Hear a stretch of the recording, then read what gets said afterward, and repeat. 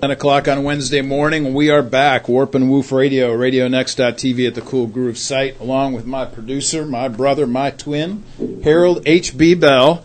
He is going to spin some tunes for us here today.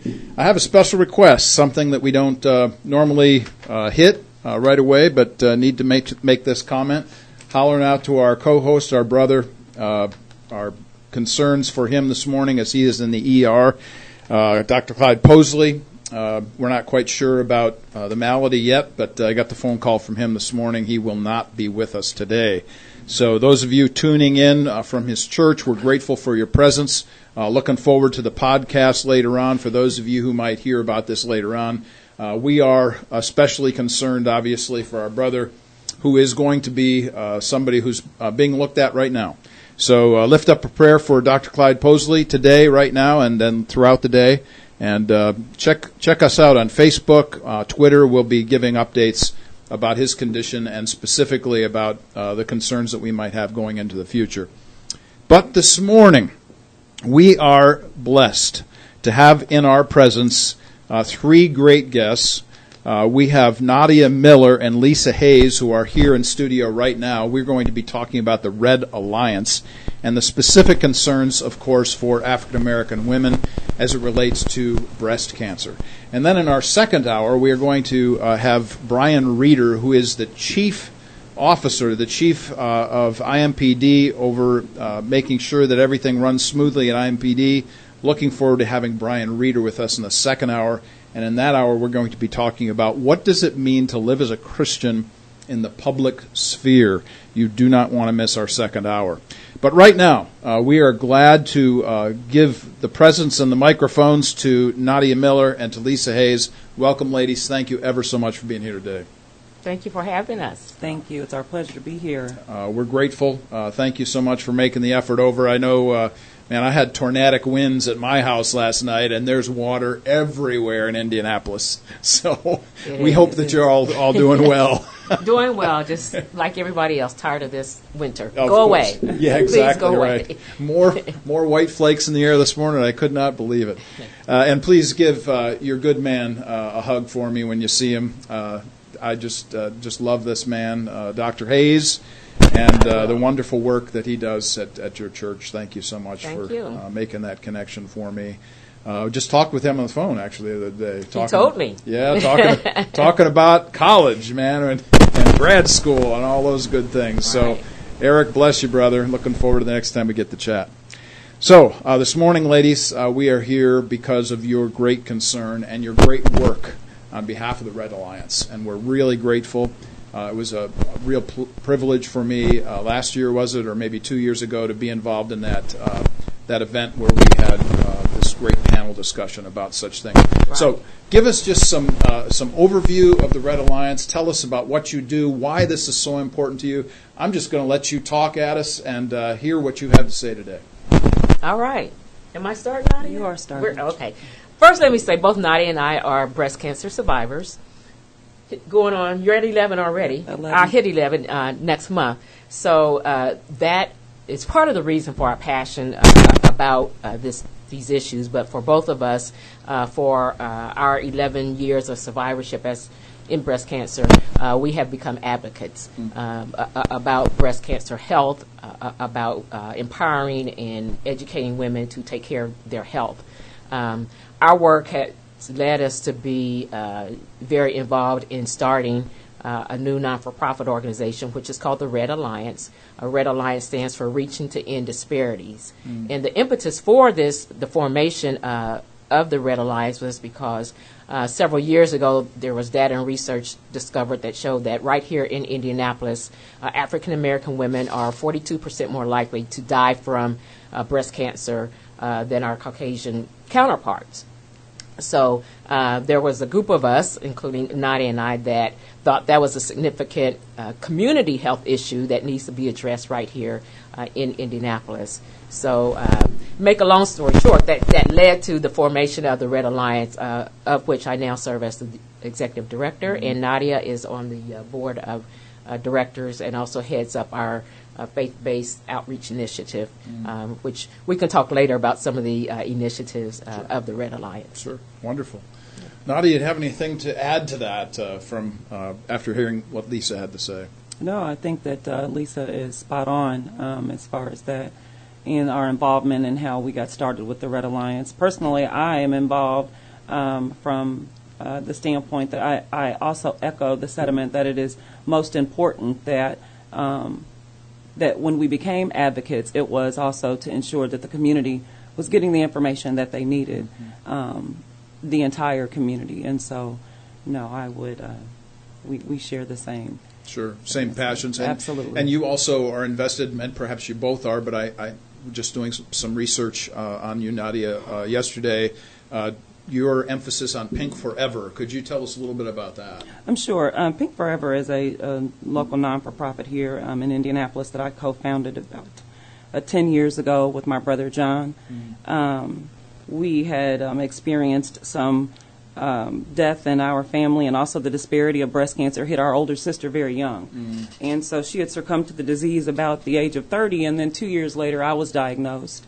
And so we, while we were, I was going through treatment, kind of the same thing that's going on now. At that particular time, about 10 years ago, we weren't seeing a lot of information that was geared towards African American women. And so, to make a long story short, we founded the organization to specifically focus on education and outreach. And then we, the Pink Forever organization provides resources, mammograms for underinsured and uninsured women.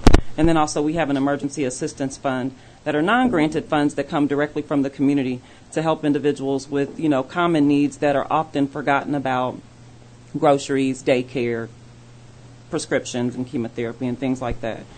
And so through our work, it just makes perfect sense that we came on as a community partner with the Red Alliance to continue to further our reach, but then also to make sure that we were doing our due diligence as far as making sure that we are aligning ourselves with organizations that have the same mission and vision and ultimately the same impact in the community. Let's stay on that idea of mission and vision here for just a moment.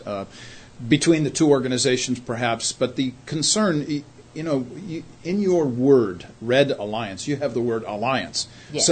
So there needs to be this kind of collaborative emphasis throughout a community. Talk to us a little bit about that importance of that collaboration between individuals as well as institutions and nonprofits. You picked up on the key part of the Red Alliance. I love that, because that's the message that we're trying to get across the community, is that it is truly a collaboration between individual advocates as well as health systems, service organizations, support organizations, any organization, individual, including the faith-based community that might have any impact on helping us to reach our mission, which is to eliminate that disparity that we talked about. Not only is there a death rate disparity, African American women typically are diagnosed at a later stage of breast cancer, and the impact of that, of course, is it makes your treatment more difficult and it leads to higher death rates. So kind of the model of the Red Alliance is to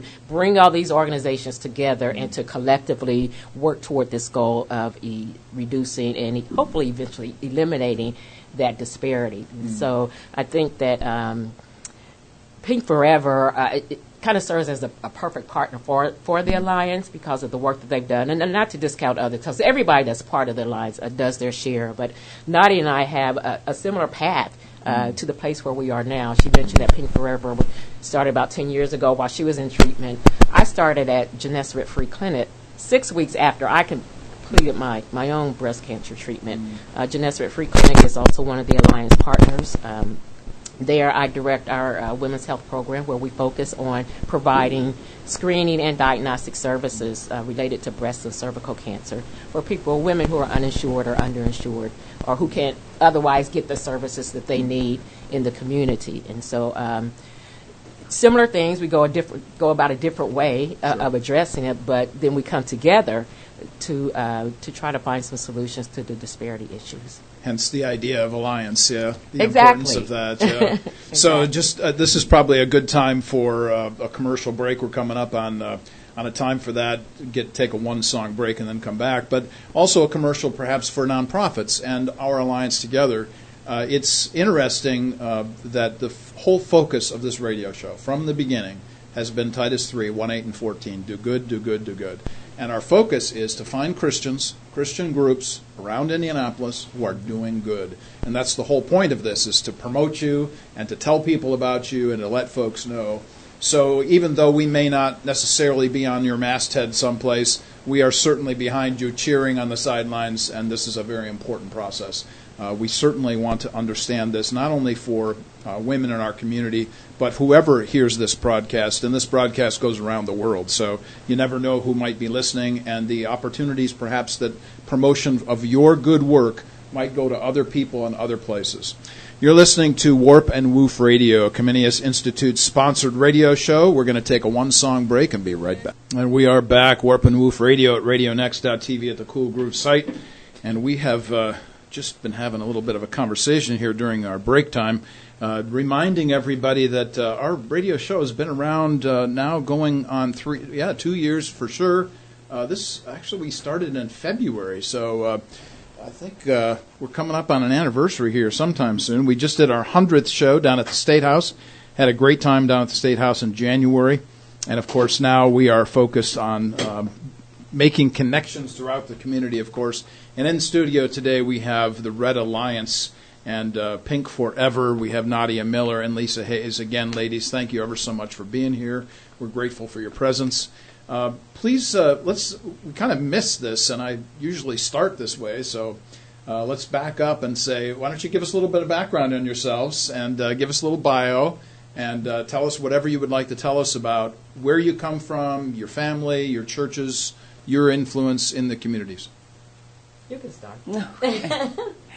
Well, I am a proud member of the Antioch Missionary Baptist Church that our senior pastor, your very own Dr. Clyde Posley Jr. I am originally from Indianapolis. I'm a mom of a 13-year-old little girl. As far as my professional work, I am an entrepreneur here in the community. Of course, Pink Forever, and then also I speak and teach regarding breast health and education. And just most recently, back in October of last year, I had released a curriculum on behalf of our organization to do this very thing, to continue to educate the community. It's been about 15 years in corporate America, and kind of ventured out on my own after that. But my passion, and I really feel like my real purpose, is the advocacy and the ministry of women, specifically in the community that I work in, I worship in, and I live in. Yeah, that's great. Thank you. Lisa, how about you? I am also an Indianapolis native, and actually, you've mentioned my husband, Eric, who pastors the Restoration Baptist Church. He and I both grew up here, attended the same church at that time, First Baptist Church, and as we never really were friends growing up, but as we were older, we began dating and married. So, but I am now obviously a member of the church that he founded, Restoration Baptist Church. I mentioned earlier that I am also the Director of Women's Health Services at Gennesaret Free Clinic that I started there. Well, now it's been almost 11 years, but prior to that I had a career as a lawyer here in Indianapolis. But my breast cancer experience led me to have the desire to do something else, to do something that was giving back more to the community, particularly community members who face challenges or barriers seeking, accessing, and receiving health services, and in particular breast health services. So that's led me to where I am today. So I'm still employed with Gennesaret Free Clinic full-time, and then I mentioned earlier I serve part-time as the executive director of the Red Alliance. Very good. Yeah, we're grateful just to hear these things. And, corporate America and law, I guess I better mind my P's and Q's over here this morning, get myself in trouble. You also have some children, is that correct? I have 3 adult children. Yes, you do.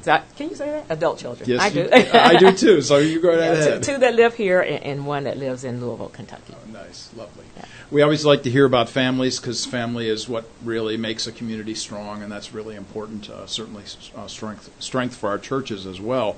I'm always interested, so this might take a little bit of a different turn, but I got to say, I'm always interested to find out how your experiences have fashioned who you've become to be. So, because you mentioned corporate America, because you mentioned law, I'm interested to hear from you ladies about how those things made a difference in how you now approach Red Alliance and your concerns about breast cancer in the community. If you could talk to that particular issue for just a moment. Oh. That hits a lot of areas. I guess I'll start with saying, as I mentioned, my own breast cancer experience, I think, changed me in a way that nobody wants to be diagnosed with breast cancer or any kind of serious illness, but it often has a way of changing you, not only bringing you closer to God, but also looking at your life for more meaning. And it's kind of like, what do you want to do with the rest of your life? And although I had a very fulfilling career as a lawyer, I felt this Spirit moving me to do something more than that in terms of actually touching the community and touching those who are often underserved or don't have access to what I had access to when I had great health insurance as a lawyer. But as a matter of fact, at the time I was diagnosed, I was kind of in between jobs and did not have any health insurance. And so I experienced the fear and concern and the impact on family that happens when you're in that situation. So that has really shaped how I advocate for women now, and I think has given me the ability to identify when there are barriers and issues that need to be addressed that perhaps people that have not had those experiences, they don't even think about it, or if they do think about it, they're not sure how to handle it. So it has really helped me to be able to help women, both in my job at Genestra, but just separately as an advocate. Whenever someone is facing something, I can usually either direct them to a resource, I can provide them encouragement, I can say, I've been where you are, and more importantly, provide them with tools and education so that they are better equipped to deal not only with their own situation, but to pass it on to their family members, their circle of influence. So good. That's huge. Yeah, excellent. How about you, Nadia, from your perspective? Yeah, I would agree. My tenure in corporate America, I was diagnosed, and the interesting part about it is that, much like Lisa, I had great insurance. I had great doctors. I had enough baseline education to know that I needed to make some decisions. But while I was in treatment, I met women that were the complete opposite. I met women that either did not have insurance, or they did not have resources, or didn't have a baseline understanding of how they should be proactive in their own health care.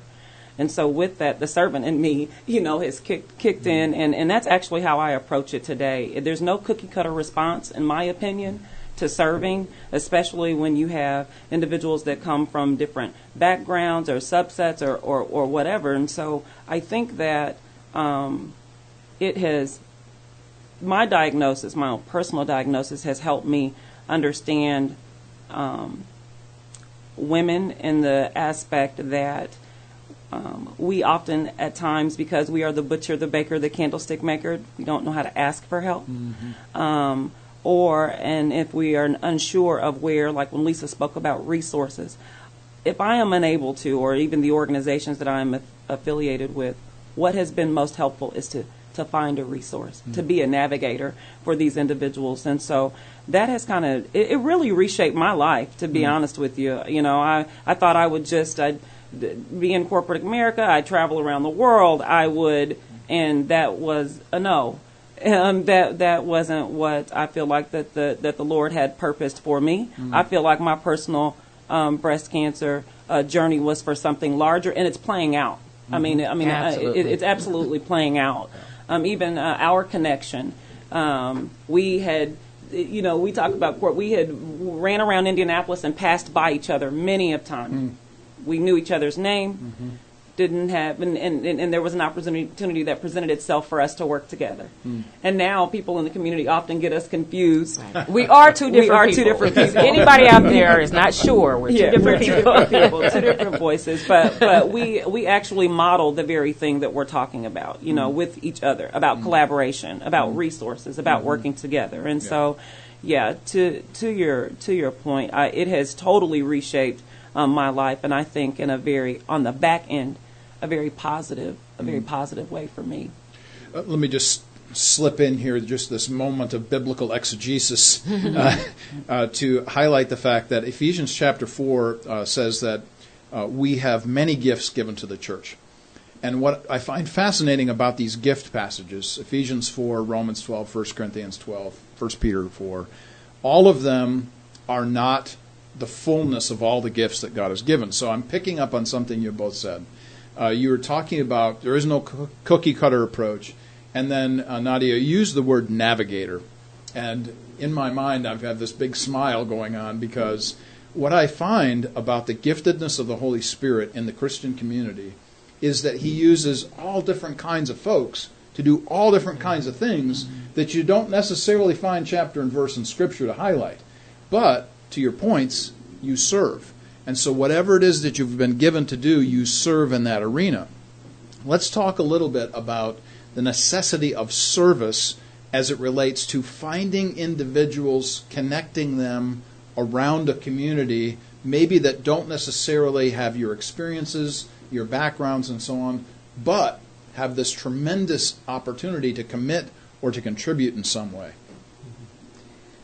Well, as you were saying, I mean, there are many ways to serve, and the Bible definitely teaches us all to serve and to serve wherever you can. And so, again, that's why I really like the motto and method of the Red Alliance, because there's so many different opportunities to help us with our mission. One of the things that we understood in forming the Alliance is that there has to be a multi-pronged approach to reducing this disparity. And so it takes some personal responsibility and accountability. So we can go out and teach people, teach women about, when they should have a mammogram or other kinds of screening tests. It's not just mammogram, there are other kinds. Right. We can teach women about making healthy lifestyle choices that will reduce their risk for breast cancer. We can teach them the importance of doing timely follow-up testing. So that's all kind of personal responsibility and accountability. But we also believe to really tackle this disparity program, it's going to take some systemic changes. So if we have, medical systems, hospital systems that are have practices that might be contributing to this disparity, we need them to come along. Right. So there might be some folks, within the hospital system, whether they be doctors or administrators or navigators like many of the hospitals have now. They have a role too in trying to identify why is there a disparity here in Indianapolis, and what can we do in my circle of influence to try to bring that disparity down. So it's always a place that you can serve, whether it's individually or within your your work capacity or within the church. Because the other thing that really drew me to the Red Alliance and has kept me there is because it started out as and continues to have a faith-based component where we are we train women to serve as advocates within their churches and in the community where they also serve in other things. So that's always going to be an important part of the Red Alliance. Okay, great. Other thoughts, Nadia, on that? Any specifics? I mean, just as far as I will say, the component of the Red Alliance is the same about the faith-based component. Faith-based component is the reason why. I would say one of the top reasons why I am involved, especially being, in another realm with the breast cancer and education, but specifically this is because while Pink Forever does this, one thing that the Red Alliance does is it tries to galvanize the community in a way that it allows that multi-pronged approach, and it's working. That's good. Yeah, it's That's working. Good. You've mentioned a number of important tasks. I'm just going to add to some of those tasks. For those of you listening to this, and you're living in Indianapolis or wherever you're living, and you see an organization that is doing good work, and your spirit is moved to help that particular organization, but you say to yourself, what do I have to commit to this? Maybe you're a man, and you're saying, my wife, my sister, my aunt, whomever had breast cancer, and I really feel for this particular alliance. Maybe you can drive a car. You can pick somebody up at a place at their home and drive a car, drive them to their appointments. that's as simple as perhaps I can make this.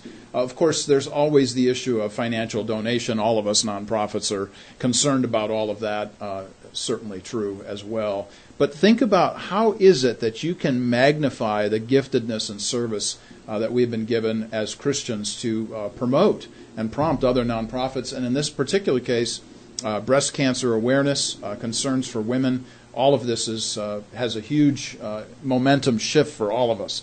We are going to be taking a one-song break. We'll be coming back in just a minute. You're listening to Warp and Woof Radio at RadioNext.tv at the Cool Groove site. We'll be right back. And we are back, Warp and Woof Radio at RadioNext.tv at the Cool Groove site. One of the great things that happens at Collaborate 317 is that we have great contributors all through this particular building. Don't want to miss the show on genealogies that Dawn does here on Radio Next. This is a fantastic show, and I'm really grateful to have HB introduce everybody around, too. It's really nice, folks here that are here for the first time, for instance, who get to know other folks that are doing other things. This goes back to what we were just talking about during the break. HB and I, we get kind of riled about this because we hear a whole bunch of folks out there doing a lot of talking, but we don't see a lot of doing. And we're really concerned about the doing part, hence Titus 3, do good, yes. Do good, do good. Mm-hmm. So let's talk a little bit about that. What is it that is important for us to bring people together? What is it going to take to make that happen? And how do you see that in your own nonprofits, your own emphasis in the community?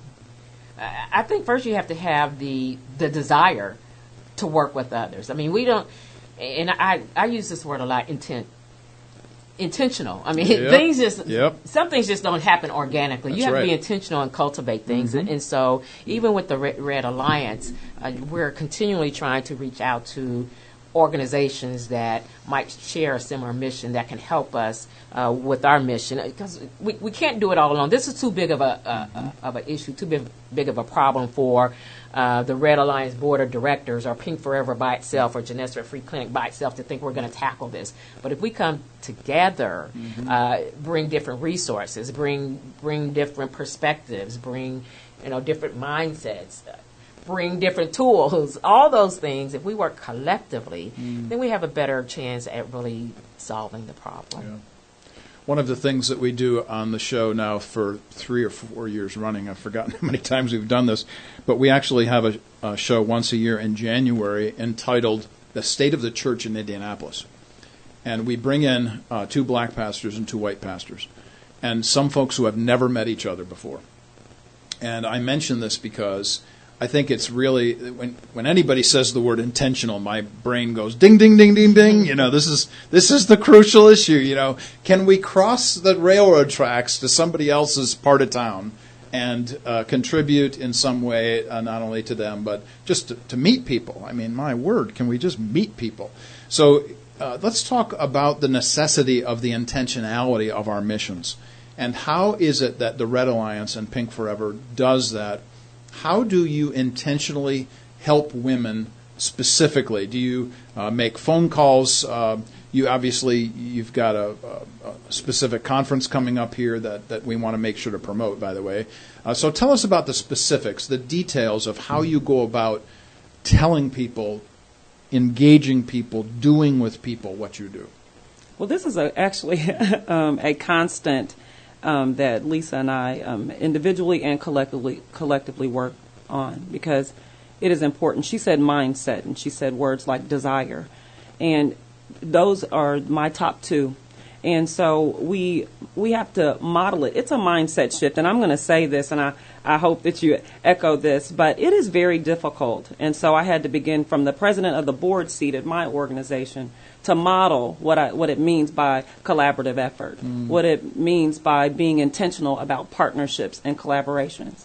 But in order to do that, we have to make sure that we understand what our goals and our missions and the impact is. That's one thing. But then also understanding how we can benefit, be having mutual beneficial relationships by partnering and collaborating with other organizations within the Indianapolis community and abroad.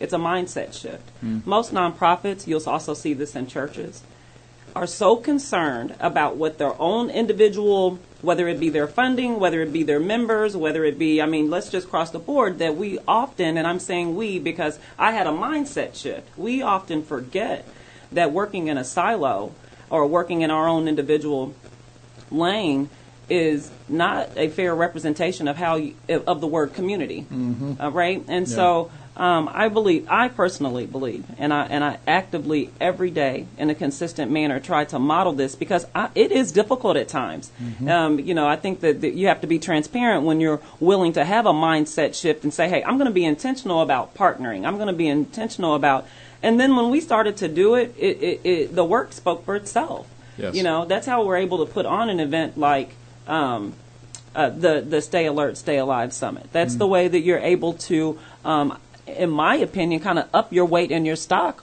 when you start attaching yourself to other people, other things, and non-conventional approaches or traditional approaches as well. I wish people could see me here in studio because I feel like a bobblehead doll. I'm just sitting over here. My head's going up and down. Yes, yes, yes. There's a famous line, of course, this comes out of Harvard Business Review or all leadership journals say the same thing, that culture eats strategy for breakfast. And the whole point behind that line is that the intentionality of the community that you build has a certain mindset. We've been talking about that, disposition, attitude, and approaches, and so on. And that is what's going to move an organization. You can have all the plans that you want to have, but you ain't going nowhere, baby, if you don't have that culture set. That's right. So, Lisa, your point about these kinds of ideas. Well, what I kept thinking about as Nadia was talking was that our Stay Alert, Stay Alive Breast Health Summit really is just a continuation of that method and model that we've been talking about. I'll put a plug in for it now. It is Please. Next Saturday, April the 14th go. at Martin University. But we started this Breast Health Summit. Last year was our inaugural event, and you were there, part of a panel there. But the Red Alliance has decided to make that like our premier outreach and educational event each year, because it really is an opportunity to bring together so many different parts of the community for both a learning experience, to connect people with resources, and to learn from the community things that might guide our work the remainder of the year. So, when you talk about collaborating and partnering and being intentional, what I love about the summit is that if you look at our list of sponsors, they are from all walks. We have big hospital systems. We have smaller services. We have like Pink Forever is a smaller non-for-profit, but then you have Hendricks Regional Health, which is not even in Marion County, but thinks enough about this issue and what the Red Alliance is doing is that Hendricks Regional Health is our premier sponsor for the Breast Health Summit. You have the Marion County Health Department, the government arm, that's sponsoring our luncheon, which I want to make sure to talk about. You have the Catherine Peachy Fund, which is a smaller not-for-profit, but one that has a lot of clout in the research field, medical breast cancer research field. So they're one of our sponsors. And so, again, it's just showing how if we come together partnering, we can use all of our strengths to really try to tackle the problem with the breast cancer disparity in Indianapolis. We have about 5 minutes thereabouts, 5 to 7 minutes left for our first hour of the show, and I want to make sure to hit everything you want to hit.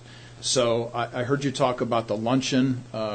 So talk again about this upcoming weekend and where it is, what time, what people need to know, websites, and then your luncheon. Other specifics that you want to make sure everybody hears about. Yeah, because we have a lot going on. You do. You want to start, Nadia, or you want me to keep going? Keep going. Again, it's a Saturday, April the 14th, the Stay Alert, Stay Alive Breast Health Summit. It takes place at Martin University, which is at 2186 North Sherman Drive, or on the east side. But we have a day full of activities. We have some educational workshops that are directed toward community members. So Nadia Miller is going to be teaching one of those workshops. She's going to be teaching on cultural attitudes and beliefs that impact our health decisions. She's going to be using her book, From Survivor to Thriver. as the basis for that. So that's one of the workshops. We have Dr. Monet Bowling, who's an African-American breast surgeon here in the Indianapolis area. She's going to be teaching on some of the breast cancer risk factors and screening options, and what do you do when you get those results? What do those results mean? Yes. We also have an African-American licensed therapist who's going to come in and talk about fear. How do we combat fear and stress, and the impact it has on the decisions that we make? And so this isn't all breast cancer related. These are life issues. So you don't have to be a breast cancer survivor or supporter or advocate. If you're in the community and have any of these issues, there's something there for you.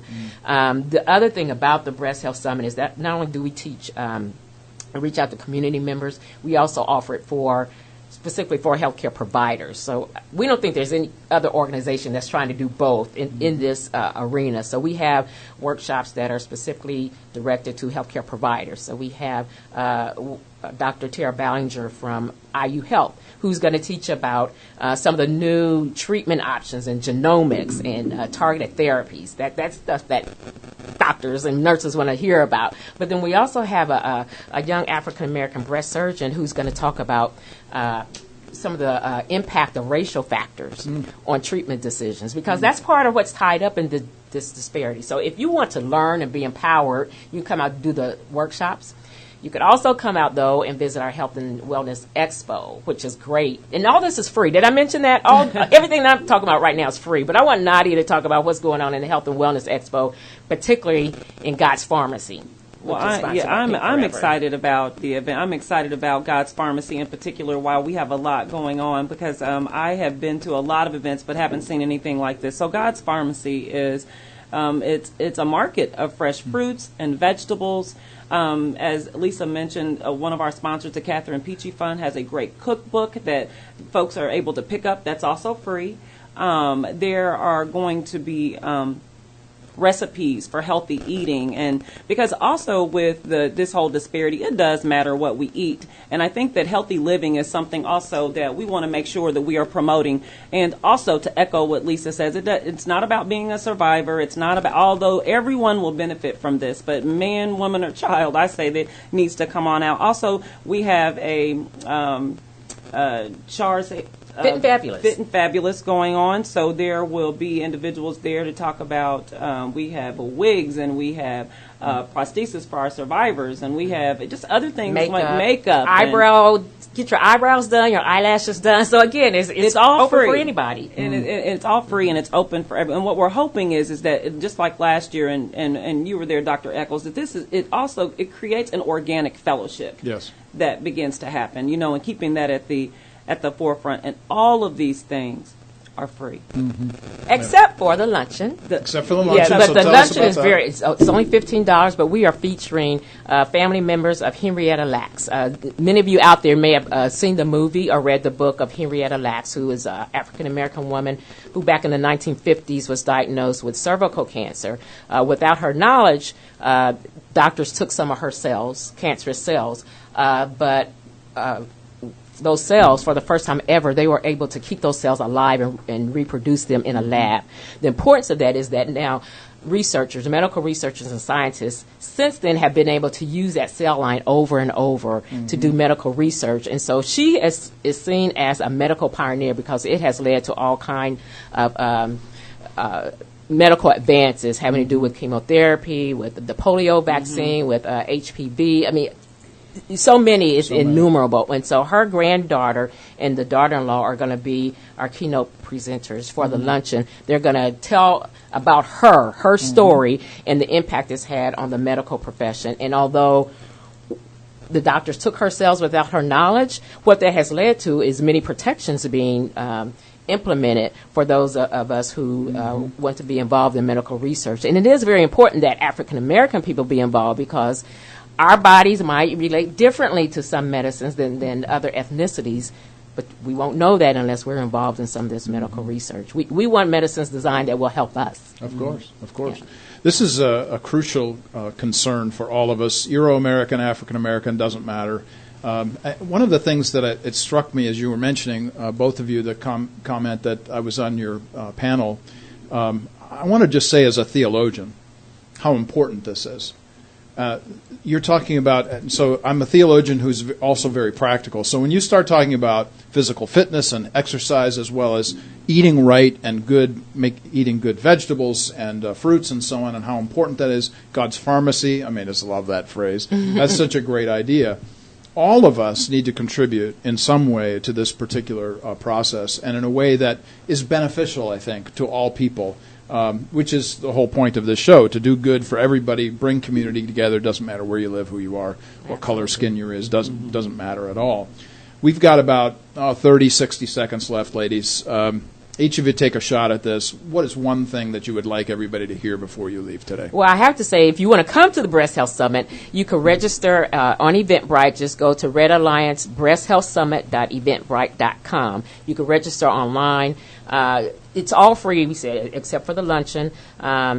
If you want to come to the luncheon, you need to register by Friday. So don't delay. Just go on now. Go on to eventbrite.com to do that. But if you just want to come to the workshops and the expo, just come on out. Register. But if you show up at Martin University, we're not going to turn you away for the workshops and the expo. There you go. Yep, I would echo that, and I would just also say don't be slothful in this. I would encourage the community to really just to come out and take part in this. I often hear folks say that there's, Indianapolis doesn't have a lot going on, but that we absolutely do. Oh, and absolutely. We thank you for this platform. And lastly, just leaving the community to remember, as far as that individual thing, to be proactive in their health, to really just be proactive in their overall health and the importance of that, and remember that not only is knowledge key, but knowledge is power in fighting whatever disease or whatever issues that you have mentally, spiritually, or physically. That's right. Oh, well said. This is a great word today, ladies. I'm really grateful for your presence today. Thank you. Lisa Hayes, Nadia Miller, we're grateful for what you do. Whoever says Indianapolis doesn't have much going on, come on, people. What is wrong with you? You just listen to HB, you listen to Jumbo Love on Saturday mornings. He's going to bring everybody across this platform for you to know in and around Indianapolis. And, of course, this radio show every Wednesday from 10 until noon, Warp and Woof Radio, Comenius Institute-sponsored show. Again, prayers for Clyde Posley right now as he's in the ER. We're waiting word on what's going on. As he's in the ER, we're waiting word on what's going on. As he's in the ER, we're waiting word on what's going on. As he's in the ER, we're waiting word on what's going on. As he's in the ER, we're waiting word on what's going on. As he's in the ER, we're waiting word on what's going on. As he's in the ER, we're waiting word on him. But until that time, we're going to take a 2-song break. When we come back, Brian Reeder, who is Chief of Staff at IMPD, that's the Indianapolis Metropolitan Police Department, will be on hand. We're going to be talking about what does it mean to be a Christian in the public square. You're listening to Warp and Woof Radio. We'll be back in about 8 minutes. And we are back, Warp and Woof Radio at RadioNext.tv at the Cool Groove site. We are really pleased to have had the Red Alliance with us this morning. In our first hour, if you missed part of that show, and specifically about the announcements that they wanted to make sure everybody heard about, their conference at Martin University this coming Saturday. Check them out. Go Bing it, Google it, whatever you need to do to find out about the Red Alliance and their great conference going on this coming Saturday. Make sure that you put that on your list of things to do. And, of course, in this hour, we have Chief of Staff of IMPD, Brian Reeder, here with us, and we're really grateful for your presence. And we're going to be talking about, I think, an important topic that's been going on since the First Testament. We're talking about Daniel and Joseph and a few other big-name folks in the Bible like that, as it relates to our concerns about how do we function as believers in a setting, in a place where folks do not share our universal, transcendent, biblical truth base. Brian, Chris, thanks so much for being here today. We're really grateful for your presence. Well, thank you for having me. Yeah. So tell us a little bit about yourself, your family, your church community, anything you want to tell us background-wise. Give folks a little bit of a bio here. Well, I was born in Indianapolis and grew up there. I do prison ministry, so when I do prison ministry, I always introduce myself as caught my case in 1951. It was a death penalty case, and I was on death row until for 21 years. And after 21 years, my sentence was commuted, and I was set free. And so everybody comes up and they say, "You was on death row?" I'm like, Yeah, I was on death row. And they said, really? Where were you at? Where'd you do your bid at? And I said, right here in Indianapolis. They said, they got death row in Indianapolis? I said, bro, what I'm saying is, when you are born into this world, you have a death sentence. Mm-hmm. And the only way you can get that death sentence commuted is by accepting the Lord Jesus Christ, his death, burial, and resurrection, accepting the gospel. I said, so when I tell you that, I'm not lying. I said, but it's in a perspective that you could understand. Yeah. And so I think what's important, especially about the topic that we're going to be discussing, is that we can never put anything above our exclusivity when it comes to Christ. Mm. And so when a person says, so how do you function as a Christian in this environment? And it's like, well, how does anyone function in whatever environment they are? We're supposed to be salt and light. Mm. And so if that's the case, then we just have to maintain our integrity. Mm. So when we had initially talked, the first person that came to mind was Joseph, and the second one was Daniel. Mm. Both of them maintained their integrity through situations and circumstances that were less than church, less than a church environment, especially Daniel. Mm-hmm. And so because of that, I think when you start talking about people who are in public service and are public servants, that's the thing we have to keep in mind, that Christ said that the greatest of us would be the best servant. Mm-hmm. So having a servant's heart, being that mouthpiece for those who are unable to either articulate or understand the circumstances that they find themselves in. Those are the things I think that are important that we keep first and foremost in our mind when we start to deal with these issues. Mm. You know, it strikes me as I hear you say these good words that both Joseph and Daniel worked in superpower situations. Absolutely. So you're talking about the superpower of Egypt for Joseph and the superpower of Babylon for Daniel. And, of course, the necessity of, let's use this word, navigating the culture. Absolutely. Absolutely. So we can talk about integrity. In fact, we should probably give a definition of that. You can take this next question any way you want to define integrity, and then to talk about the approach that you take in navigating the culture that you find yourself in. Well, to me, integrity and character go hand in hand, and so it is those base understandings of whose you are, and then maintaining that even when nobody is around that knows those things. Mm-hmm. So I'll tell you a little story. There was a friend of mine who went to a church, and he ran into someone who worked at a large manufacturing plant when we had those in Indianapolis. Mm-hmm. And so the person who he ran into asked him if he knew a person that worked with him. And he said, yes. Yeah, I know brother so-and-so. He said, brother? He said, yeah. He said, what is he, in a fraternal organization? Is he in the Elks? Is he, in some kind of secret organization? He said, no, he goes to our church. He said, he goes to church? And so it was like, yeah, he goes, he's a deacon. He's a deacon? And so to me, that spoke to that person's integrity. The fact that when they are at church, they're a totally different person because of the environment. But when they move outside of that environment into a work environment, their personality and probably behavior changes to the point where they're not even recognizable as being a child of God. So when we start talking about integrity issues, it's what is it that you hold dear? What is it that you place as a priority in your life to govern your behavior, regardless of whether or not a person understands that you go to a church or that you don't go to a church? Mm. And so when we start to look at that and we look at the scriptures, one thing that really stands out and pops out into my head is Galatians 5:22 when it talks about the fruit of the Spirit.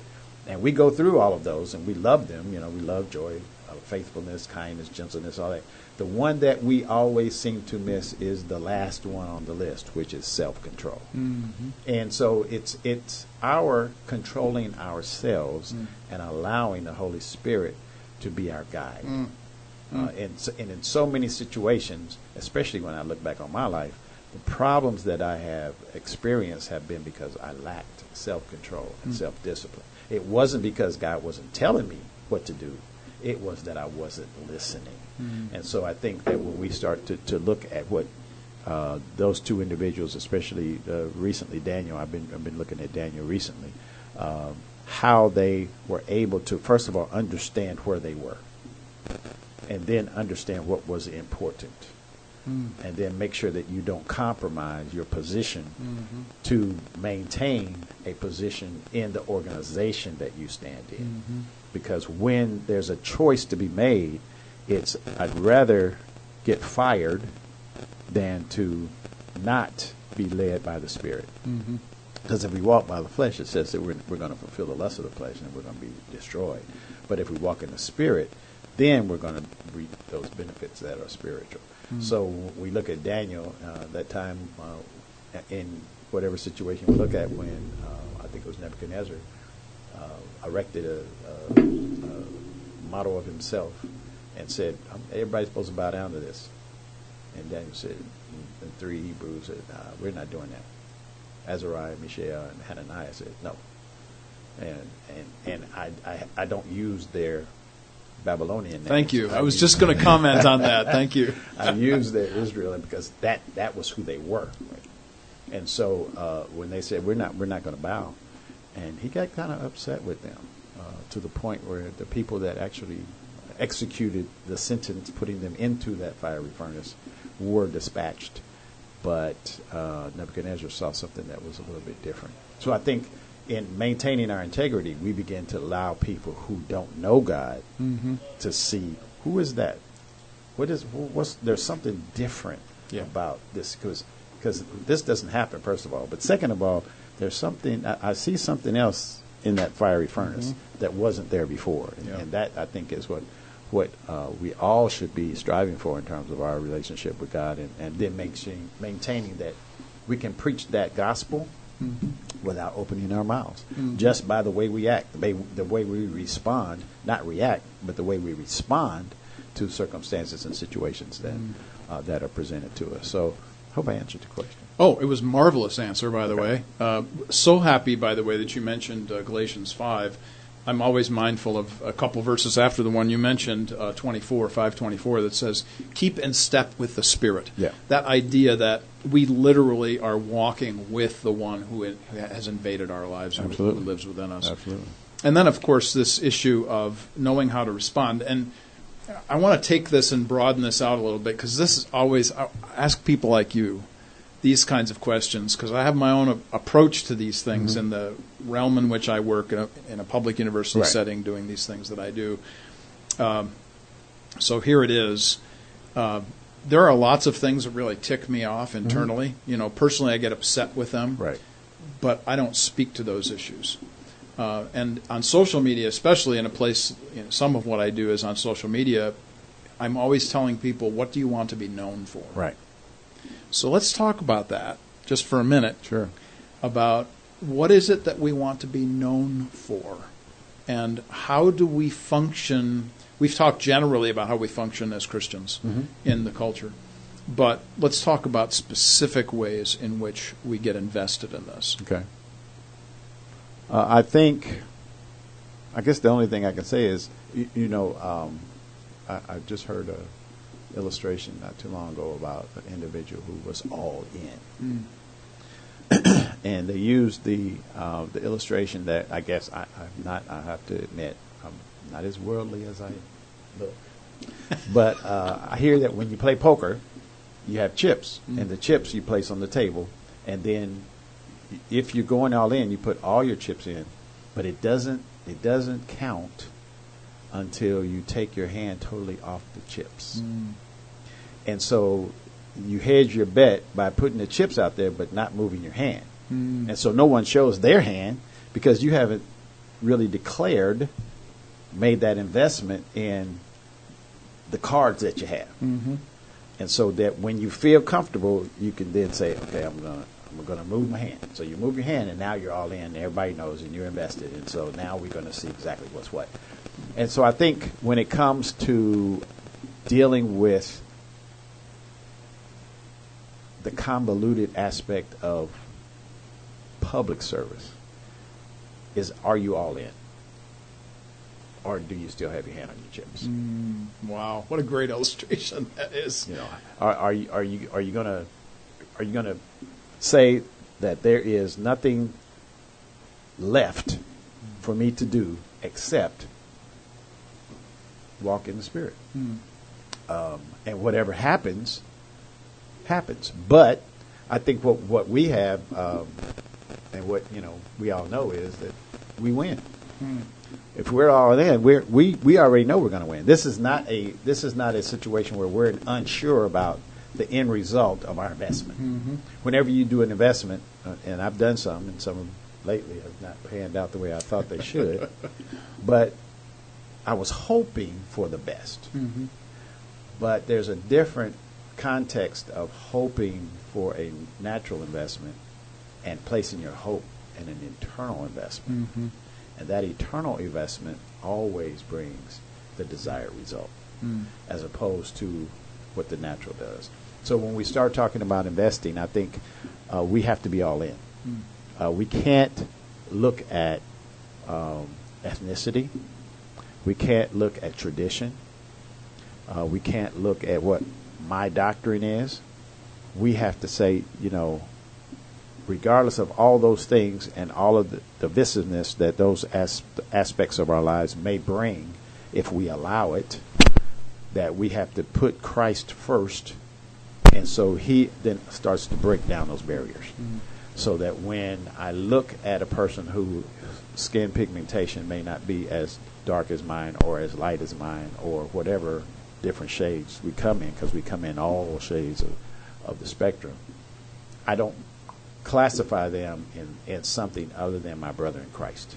And when I do that, then that legitimizes that individual, not for me, but from the standpoint of who he is in Christ. Because whatever shortcomings, and we all have them, because the scripture says we all have sinned and fall short of the glory of God, so we all have our shortcomings. Whatever those things are, Christ covers them. And so because of that, then I have to forgive. If I've been abused, I have to forgive. If I've been mistreated, I have to bless. So we have the structure, we have the guidepost, we have everything that we need to be successful in this life. We just have to be all in. Our investment has to be such that that we're not going to hedge our bets by keeping our hands on our chips. Great story. Great illustration. We're going to take a one-song break here in just a second, but when we come back, we'll talk again with Brian Reeder about some of what he does at IMPD, also how that impacts how he thinks as a Christian. And then, of course, we are going to constantly be talking about what does it mean from a Christian vantage point to live in this particular world. This is a very important topic, very important that folks hear somebody like Brian Reeder talk about these things from the position that he's in. You're listening to Warp and Woof Radio at RadioNext.tv at the Cool Groove site. We'll take a one-song break. We'll be right back. Warp and Woof Radio at RadioNext.tv at the Cool Groove site. We come to you every Wednesday from 10 until noon, and we are in our second hour of the show right now with Brian Reeder, Chief of Staff at IMPD. And Brian, in our first segment, we were talking about what it means to be a Christian in the public square, how that matters in the culture and so on. Right. I wanted everybody to hear a little bit about your background, however, Okay. about where you come from, your experiences in city government from then until now. Okay. I've served in quite a few different capacities. Initially started, this was in the 70s, I was with the Human Rights Commission, and I worked with them for a couple of years. Then I moved out of city government, and I was with Community Action Against Poverty. I was the associate director and then director of what was called the weatherization program, where we actually went in and retrofitted homes, did windows, door seals, insulation in homes where the light bill, well, not light bill, but the gas bill probably was $400, $500, $600 a month. And when we left, people would literally send us their bills, and they would be like $150, $200. So that was really satisfying. And then came back to the city and worked for a short period of time with the Department of Transportation, I was supervisor, so we did a lot of construction stuff. Left again, started my own business, was there for 4 years. Came back after that in the mid-'80s, was chief bail commissioner for the Marion County municipal court system. We set all the bonds and bails for everybody who was arrested, which is where I met then Joe Shelton, who was the Department of Public Safety director. And during that time, they had looked at initiating a program called the Citizens Police Complaint Review Process. So when I talked with him, he asked me to become the director for that. So in 1990, I was named the director by then Mayor Hudnut to be the director for the Citizens Police Complaint Office. Office was comprised of a board. We started from scratch. We had no structure whatsoever, so we put all of that together, and I served in that capacity until 2014, so that was 24 years.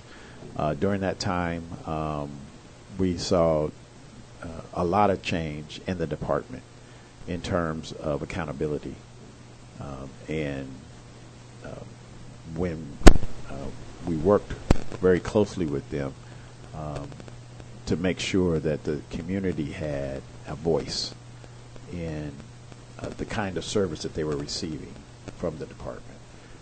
So I was there until 2014, and then and the thing I think that was probably the most significant thing about that too was the fact that I started under Mayor Hudnut, and so I've been through I think five mayors, both Republican and Democrat. Okay. And so, in looking back, as we talked about Daniel, Yep. Daniel started under Nebuchadnezzar, and Cyrus was the last king that he served under the Babylonian Empire, but then also Medes and Persian. Yes. So he not only did he go through the Babylonian piece, but he then stayed with a whole different world situation that changed. Talk about a people's transition, lives. right? Yeah. So I can't, say that I was a Daniel, but because I never did the Den of Lions. That's a little bit beyond my ability. But I believe it was God who preserved me through that whole piece. And so when our current mayor, Mayor Hogsett, asked Troy Riggs to be the chief of police, that's when he asked me to step up and to become his chief of staff. So for the last 2 years, I've been chief of staff under Chief Riggs and now under Chief Roach. Okay. Very good. So it's been, it's really been an interesting situation. And like I said, most people say, well, how did you survive? And I have to confess that initially when I was asked that question in a public setting, my answer was, do your job. Do your job.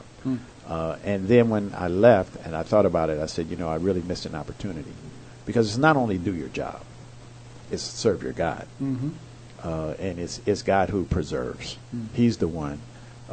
Regardless of whether, obviously I had to do my job, but I could have there were a lot of people who did their jobs, but when there was a new administration, they were kicked out. Yeah. So the act of preservation was an act of God's preservation. Right. He was the one that preserved me throughout that whole time. The fact that I did my job helped, but I think the main thing was the fact that he just wanted me to serve in that capacity. And so until God says move, you just have to do what he asks you to do. That's a good thing. Yeah, I wanted everybody to get just a bit of a snapshot. I mean, when you hear the phrase chief of staff, whether you're talking about Washington, D.C. or Indianapolis, Indiana, different things come to your mind. So tell us just a snapshot of what you do. Well, the biggest thing that you do is whatever they ask you to do. Whatever your chief asks you to do, you do it. There you go. So that could range from anything from personnel issues, dealing with different conflicts within the department, different conflicts within city government, getting clarification on different things, having the ability to communicate to not only the mayor's office, his staff, but also the community members, regardless of where they might be, regardless of what ethnicity you're going into, making sure that you build those bridges necessary to be successful in whatever it is that they've asked you to accomplish. So I think it takes a wide range of abilities and a skill set that God placed within me throughout the 24 years that I was the director of Citizens Complaints, because we started that from scratch, but we also started a national organization, National Association for Civilian Oversight of Law Enforcement, NACO.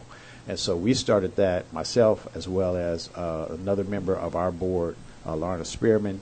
We had another 5 other members throughout the nation. We started a national organization that's still in existence today, that does what we were doing in terms of police accountability, and working with the federal government as well as with municipalities to implement civilian review in certain places, and to make sure that those particular operating procedures and protocols are in place so that you don't have the Fergusons.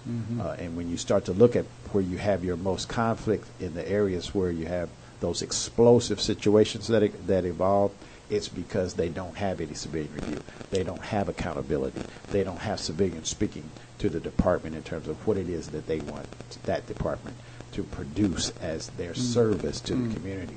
So I think that was a really important situation that existed, that God, again, gave us the opportunity to serve in that. I was the president for that for the first 5 years of that organization. So we started that. It's been about 18 or 19 years ago.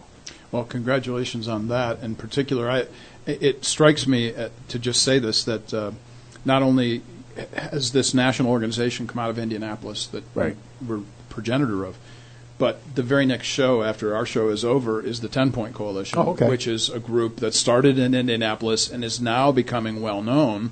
In fact, as you probably well know, Jeff Sessions, the Attorney General of the United States, came to Indianapolis and met with 10-Point just to... I make that comment generally because even in our first hour today, the folks who were here were just mentioned that people say nothing's going on in Indianapolis, which I want to say, come on, man. You seriously? You don't... People will be surprised. Oh, my word, yes. Some of the things that have occurred in Indianapolis that are occurring in Indianapolis are not occurring anywhere else in the country. I think, I'm not sure, haven't checked everywhere, but I think I was the only civilian chief of staff for a major police department in the nation. Wow. So that was something that nobody else has ever done. That was implemented by Chief Riggs and then continued to stay the course under Chief Roach. And I think that speaks to their ability to be proactive and to be visionaries in terms of what it is that is going to have to take place when you start talking about community and police. There's this barrier that has existed historically because of the individuals that the police department had once employed to quote unquote keep the peace. And so there's this idea that the factions that exist and the fracture between police and community is so wide that it can never be breached.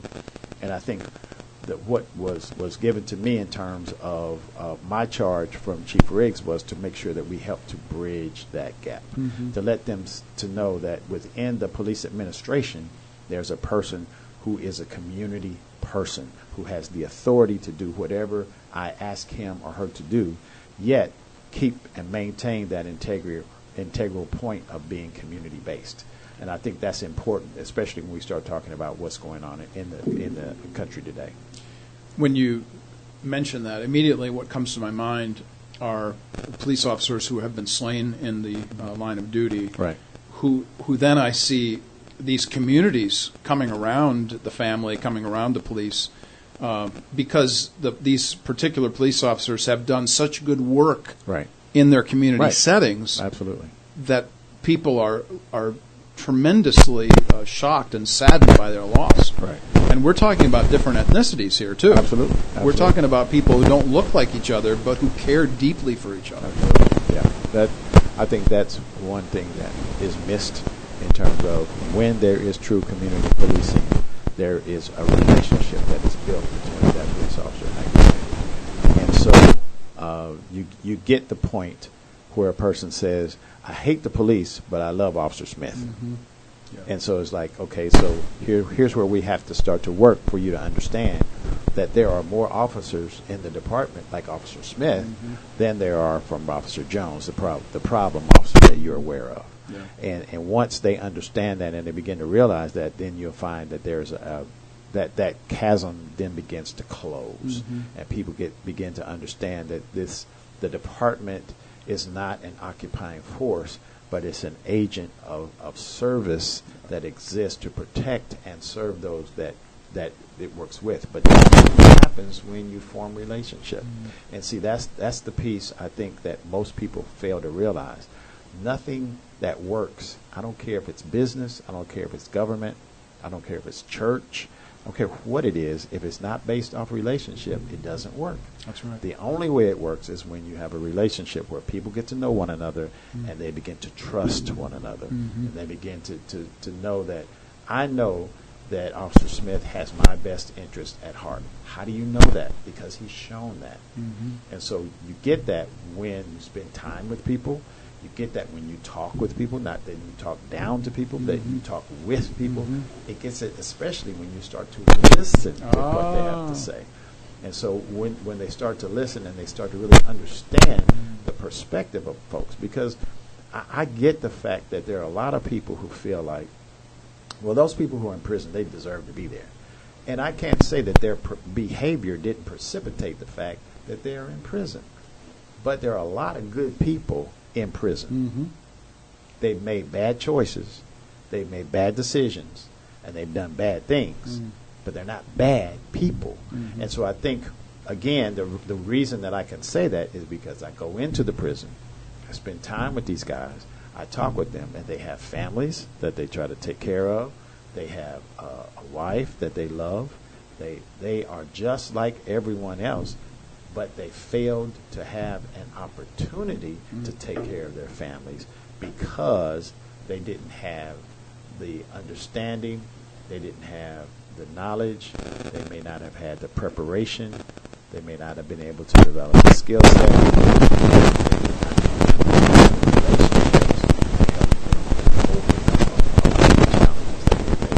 So when you're faced with all of those challenges, it looks like I'm not out here to do anything bad to anybody, but my babies are hungry and they have to eat. And so this is an opportunity because of a relationship that they have to say, okay, I can help you, but you got to do this. So now the choice is that are my babies going hungry, or I'm going to take this package. After all, it's going to be delivered, so I might as well deliver it so I can get the money so I can take care of my kids. So, I mean, it may sound like you're making excuses for people, but the reality of this whole process, for there to be meaningful change and sustained change in the community, relationships have to be built. Man, there's so many different ways to go off the words you've just suggested. I'm going to pick up on a couple. The first one, just a comment. Proverbs 6:30 to 35 is a passage that I think is missed often when we deal with what you just talked about. It says there that if a man steals, and he steals because his family is hungry, we understand as human beings that why he's done this. Right. And we get it, even though he's going to have to repay whatever it is that he stole. Right. We get that. But what we don't get is when somebody who has something steals from somebody who has nothing or very little to get something they already have. Right. And that's what really ticks us off. Yep, absolutely. So, we could apply that in lots of different situations. Yeah, I won't even go We'd there. be here for a little while. Oh, we would, wouldn't we? Yeah. But Proverbs 6:30 to 35, people, go check that out. It's a very powerful and important passage. But something that I wanted to come back to, we've got about 10 minutes left in our show, so we can take some time with this. In a couple of weeks, I'm going to Boca Raton. I teach MA and PhD courses, and I'm teaching Theological Foundations for Ministry to a group of church planters in Boca Raton. And one of the things that I talk about, aside from the interiority piece, that is how do you develop the person of the minister, because without the minister, there's no ministry. So we talked about that in the first segment. But what I also talk about is the visionary piece of leadership. So how do we project or think about how what's happening now is going to make a difference in the future? So speak to that issue. I heard you use the word visionary and leadership within the same context. Talk about the importance of that, generally speaking, perhaps specifically to what you've been doing. And then as a Christian, how does all of this interweave with each other? Well, let me first say that if you're going to Boca Raton and you need an assistant, I'll be happy to go with you. I just want to throw that in there so you know. I won't even charge you. Well, I just need take care of my travel, but I'll even have a place to stay because my daughter lives in Fort Lauderdale. So just get me there, and we'll be good. Okay. Okay, go ahead. I think the scripture talks about without a vision that people perish. And I think for many people, we fail to allow God to give us that vision. We have a vision, and we have a way that we think is right, but many times it's not God's vision. And so for me, the thing is, how do I bring myself into a place where I can hear clearly what the Lord is saying to me so that I can develop the vision that will bring about the best result based on my relationship with Him. Leadership is how can I put this? Leadership is a gift that God gives us to serve others. Leadership, and Christ demonstrated that, is not to be used as a club to bring people into submission to my will. There you go. And so as I serve in whatever capacity that God places me in, as I serve others, people begin to understand and see that this is a person that we can follow. Because that kind of leadership brings forth desired results. So if we're trying to understand how do we stop violence in a particular community, we have to show leadership that we're going to go in there not trying to arrest everybody who is a bad person, but to start to look at the environment and say, okay, there are some needs here that need to be met. How can we meet the need? Because when we meet the need, then the behavioral process takes care of itself. When we come to Christ, we have a need for an understanding about, number one, who we are, and number two, who He is, and number three, what it is He wants us to do. That's a need that we have. A lot of people try to fulfill that need by getting a PhD. That's not going to fulfill that need. Getting a good job, having a big house, driving a fancy car, having a lot of money in the bank. Those are all good things, but they don't meet the need. The need is to have a relationship with your Lord Jesus Christ, your Lord and Savior. That's the need. Once you meet that need, the other stuff is fine. If you have it, that's good. If you don't, that's good too. I've been to Liberia. When we went to Liberia, there was tremendous need when it came to the materialistic aspect of what we experience as Christians in America. Tremendous need. But the willingness to do anything to fill that need because they had Christ. So we walked into a village and it was like windows. They have very little in terms of sustenance. They're living literally in mud huts with thatched roofs, and they're the happiest people in the world. Something's wrong with them because I'm not feeling this. This is not what I'm accustomed to. But as you recognize their need was filled because they had Christ. So they weren't willing to sacrifice Christ to fulfill by stealing something, by taking something, by doing something that was against what the traditional values of that particular community was. So when you take that and you look at it from our perspective, our biggest need is Christ. Our biggest need is Christ. I know guys, and you know guys, who before Christ met that need, they did some horrible things. They stole. They, in some cases, killed. In some cases, they sold things that they shouldn't have sold. They abused people. They used people. I mean, we can go on and on talking about this negative behavior and these negative behavioral patterns. But when they received Christ, that all changed. Their whole perspective changed.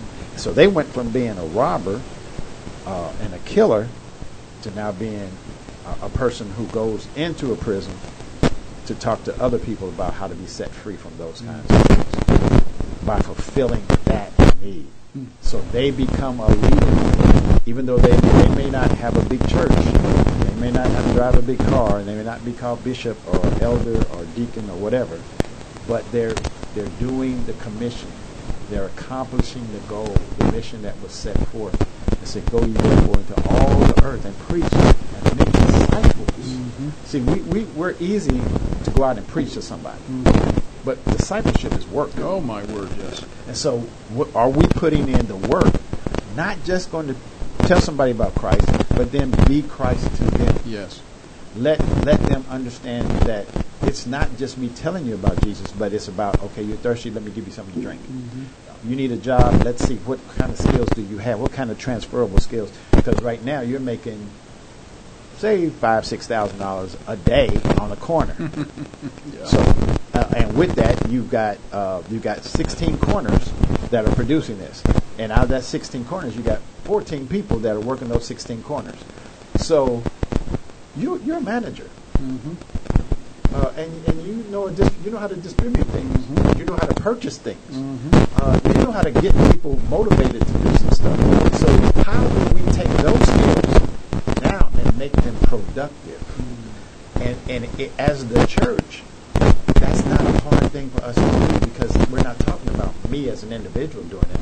We're talking about even a small church, 10 or 15 people, saying, let's put together a plan and help Mr. Jones out of this situation so that he can take care of his family and it can be productive now, and he doesn't have to worry about carrying a gun all the time, watching his back, making sure that his product is being stolen or is being cut in a place or is going to kill somebody, or all of the kinds of things that we see that's going on in our communities. Because these people are not dumb. They are smart. Yes. They are resourceful. Yes. They have a skill set that is in many instances just as good as the person who sits up in Lilly and is the CEO. Absolutely, or the CFO yes. over there.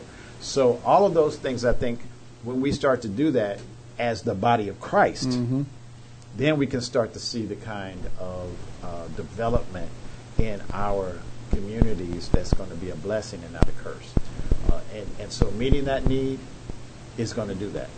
When we don't meet the need, when we don't have a vision, when we don't consult God, when we don't submit to His will, all of that now causes great chaos, because the one who stirs up the most trouble is the one who is incorrigible. And there's only one that's incorrigible. And so he's going to be taken care of in the future, but right now he's available to anyone who wants to submit to his will. So we have to be the ones that go out and present the will of the Father, the will of Yeshua Jesus, our Lord and Savior, to say, if you submit to Him, this is the kind of life you can have. Because that one comes to kill, steal, and destroy, but the one I'm telling you about, He comes to bring you abundant life. There's so many things, again, I'd love to jump in on all of this stuff. The issue of where there's no vision, the people perish, that Hebrew word meaning revelation. God's word gives us the basis for how we think about this. Absolutely. And then I think about some of the folks that we've had in here on the show. I think about purposeful design, about a wonderful group of men who are building furniture for office buildings in Indianapolis who are coming out of as returning citizens. Then, of course, I think about Richard Samuels and the Hope Center down in the southeast corner of Indianapolis. I mean, we could go on here. And by the way, I have to say to you that part of the time you were talking, I was thinking about how am I going to get him to Boca. These guys need to hear this voice. I'm willing. I hear what you're saying, and in fact, this afternoon, I have to tell everybody, this afternoon, I'm going to be calling my administrator to see if there's any way they can peel away some bills, to make this thing happen. So, last thing, we always ask everybody to do this. 30 seconds. 30 seconds. Okay. What do you want everybody to walk away with today? That Christ is the answer for every situation that we face, every challenge. He is the answer. It seems trite. It seems like a cliche, but it's true. There's no way I could have done the things that I've been able to do over these last 30 years without Jesus Christ in my life. There's no way. I could not. People say, well, you must be pretty smart to be able to stand. No, I wasn't. I wasn't. I was submissive to a point. And here's the other thing. I wasn't perfect in that submission. There were times when I didn't do what I knew I should have done for Christ, but he never left me. He's faithful in every situation. And so it may look like devastation. It may look like this is the end. It's over. But it's never over with him. I mean, Lazarus was dead for 4 days. Wow. And he got back, and then, and I probably run on my 30 seconds, but then when he came back, it said that Christ came, but they didn't just come to see Christ. They came to see Lazarus too. And so the Pharisees said, we're going to kill Jesus, but we also got to kill that fellow. Yeah. It makes a whole big difference, doesn't it? Oh, yes. my word. So even when we do what God calls us to do, we're going to face challenges. Yeah. But you know what? It's worth it. There you go. It's worth it. That's a great last word. You've been listening to Warp and Woof Radio at RadioNext.tv at the Cool Groove site. We come to you every Wednesday morning from 10 until noon. And we are always interested in having guests in that, like Brian Reeder, Chief of Staff at IMPD, who are doing good, Titus 3, 1, 8, and 14, in the Indianapolis community. Do not hesitate to hit me up with ideas that you might have. My email is Eckel, ECKEL, 1957 at Gmail. I'm all over social media. Shoot me a message. Happy to do those kinds of things. And remember in your prayers today, Dr. Clyde Posley in the ER this morning, concerned for him, finding out what's going on in his life after this show is over.